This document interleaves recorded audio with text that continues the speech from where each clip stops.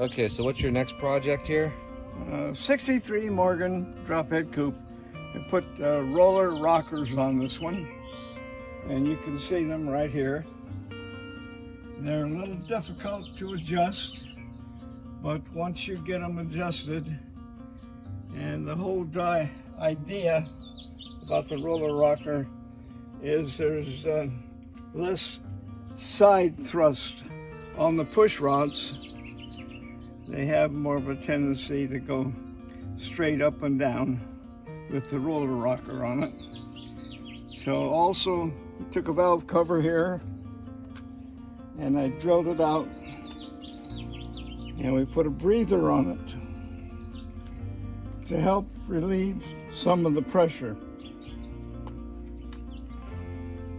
because all engines have a tendency to throw oil out unless they have a breather on them of some sort. So we're going to put this on, and we'll see how it works.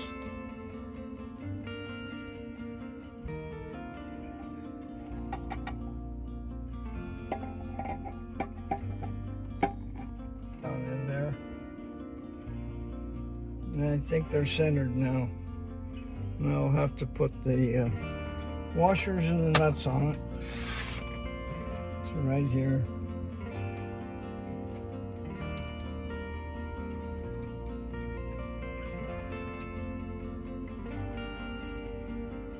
Here.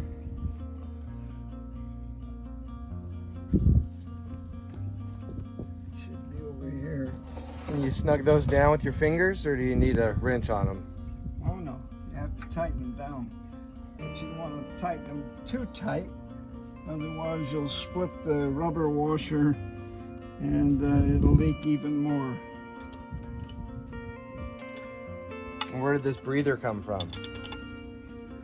Well, I got this, it's actually an Edelbrock breather, and they're difficult to find because most of them are just straight.